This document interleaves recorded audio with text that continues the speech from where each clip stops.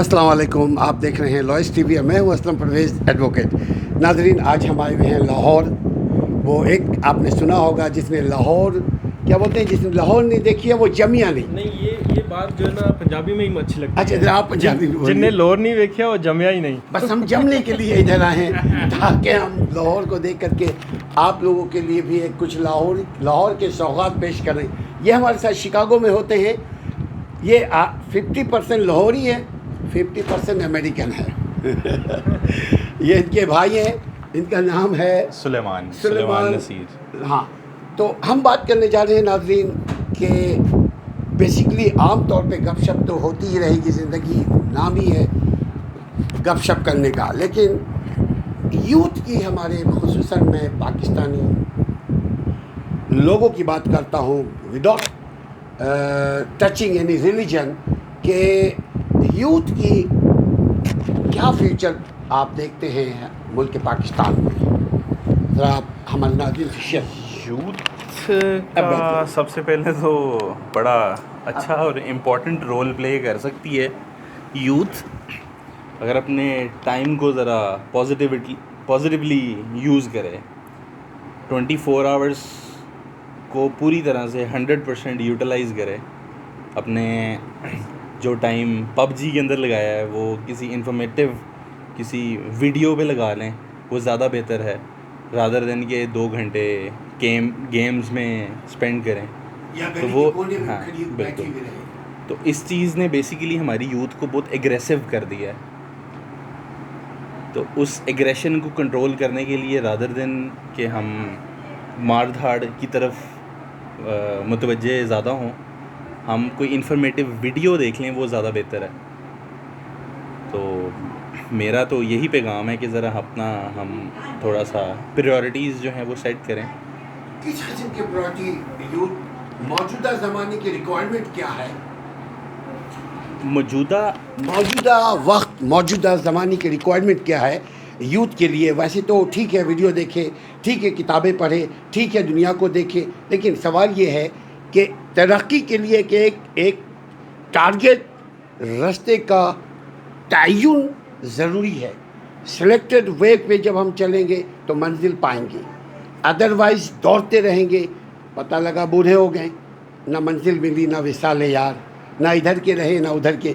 तो कोई एक मौजूदा ज़माने में क्या आप देखते हैं कि क्या डिजिटल टेक्नोलॉजी की तरफ भी उनको तवज्जो देनी चाहिए?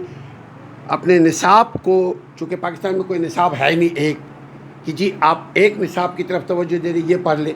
हमारा निसाब कुरान और हदीस है, इसको तो पढ़ना ही पढ़ना है, लेकिन इसके अलावा दुनिया में जीने के लिए, रहने के लिए, इज़्ज़त के साथ रहने के लिए, मुकाम आला हासिल करने के लिए यूथ को क्या पढ़ना चाहिए, किस किस्म के सिलेबस की तरफ तवज्जो देनी चाहिए, ये भी ज़रा सा थोड़ा सा शेयर कर दें।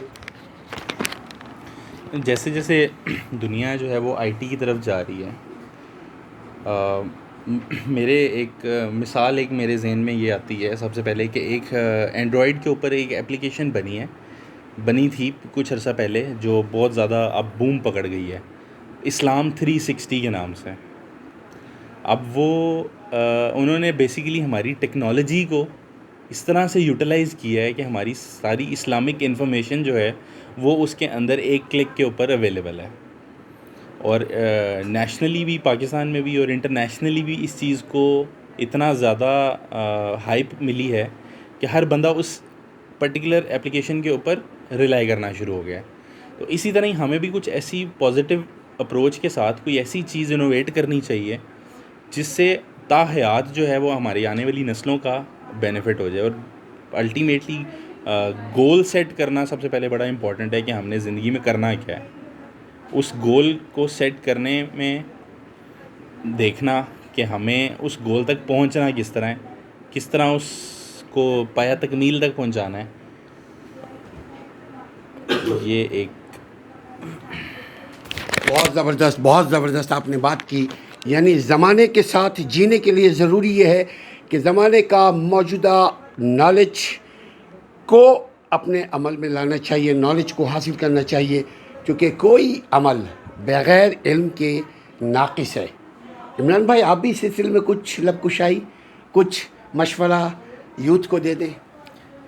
جی بالکل، میرے خیال سے ایسا ہے کہ ہر انسان کی نا، چاہے وہ یوتھ ہے یا اس سے بڑا ہے ایج میں یا اس سے چھوٹا ہے، اس کی ایک منزل جو ہے نا اللہ تعالیٰ نے لکھی ہوئی ہے. ٹھیک ہے، اس کے لیے ایک مقام تعین کر دیا ہوا ہے کہ اس نے کس مقام پہ جا کے جو ہے نا وہ پوزیشن لینی ہے، اس کا فیوچر کیا ہوگا، اس کا کیریئر کیا ہوگا، اس کا پروفیشنل کیا ہوگا. تو میرا خیال ہے تھوڑا سا جو یوتھ ہے اس کو ہمیں کوشش کرنی کی چاہیے کہ بہت زیادہ مولڈ نہیں کرنا چاہیے. بہت زیادہ مولڈ کرنے سے جو ہے نا وہ شاید اس کی سوچیں اور اس کے جو خیالات ہیں وہ بہت سی چیزیں ڈائیورٹ کر لیتا ہے اس فورس کی وجہ سے جو اس کے اوپر پریشر ڈال رہی ہوتی ہیں. تو میرا خیال ہے کہ ہر انسان کا ایک مقام ہوتا ہے، ہر بچے کا ایک منزل ہوتی ہے. تو اس منزل تک پہنچنے کے لیے تھوڑا سا انتظار وہ جو ہے نا بہت ضروری ہے. اس کے لیے پیشنس، مستقل مزاجی، یہ سارا کچھ جو ہے نا، یہ فیکٹرز جو ہے نا اس کی منزل تک پہنچنے کے لیے بہت ضروری ہیں. اور یہ فیکٹرز اس یوتھ کے ان بڑوں کو اس کے اندر ٹرانسفر کرنے ہوتے ہیں تاکہ اس پیشنس کی وجہ سے وہ اس مقام تک سٹیپ بائی سٹیپ پہنچے، نہ کہ اس کو پش کیا جائے اس مقام تک پہنچنے کے لیے. تو بہت سی مطلب دنیاوی چیزیں بھی اس کو لے کے چلنی پڑتی ہیں کیونکہ وہ یوتھ ہے. اس ایج کے بچے مختلف چیزیں کر رہے ہوتے ہیں جو کہ اس کو اٹریکٹ کر رہی ہوتی ہیں. ٹھیک ہے، وہ بھی ضروری ہیں، لیکن اس کے ساتھ ساتھ جو فیوچر، اس کا کیریئر جو اس کے ماں باپ چاہتے ہیں کہ وہ اڈاپٹ کرے، ٹھیک ہے، اس کے فیوچر کے لیے، اس کی فیوچر گروتھ کے لیے، جو کہ اس کا امپیکٹ اس کے والدین پہ، اس کی آنے والی نسلوں پہ جو ہے نا وہ پڑتا ہے. تو میرا خیال ہے کہ تھوڑا سا پیشنس سے کام لینا چاہیے، مستقل مزاجی سے کام لینا چاہیے، تاکہ وہ بچہ جو ہے نا اپنی منزل تک پہنچے، نہ کہ وہ جو ہے نا وہ ڈائیورٹ ہو جائے. سمجھانا بڑوں کا کام ہوتا ہے، سمجھانا بھی چاہیے، لیکن بہت زیادہ پریشرائز جو ہے نا وہ میرا خیال ہے کہ نہیں کرنا چاہیے. ایک حد تک اس کو سمجھانا چاہیے. عمران بھائی کہتے ہیں کہ جس کو جو چاہتا ہے آپ اس طرف بھی اس کو دیکھیں، صبر کے ساتھ بچے کو واچ کریں، اب بچوں میں بھی صبر کو، پیشنس کو ٹرانسفر کریں، کیونکہ ترقی کے لیے بہت زیادہ ضروری ہے کہ آپ کے اندر صبر ہو.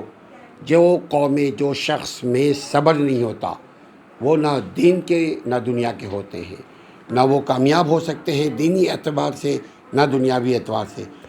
ناظرین، اگر آپ کے پاس اس سلسلے میں کوئی بھی کامنٹس ہو آپ دیجیے گا تاکہ ہم آپ کی جو کامنٹس ہے وہ ان دونوں ساتھیوں تک، مہمان تک پہنچا سکیں. اپنا اور اپنے بچوں کے تعلیم اور تربیت کا خاص خیال رکھیے گا. اسلم پرویز کو اور ہمارے ساتھیوں کو اجازت دیجیے. السلام علیکم ورحمۃ اللہ.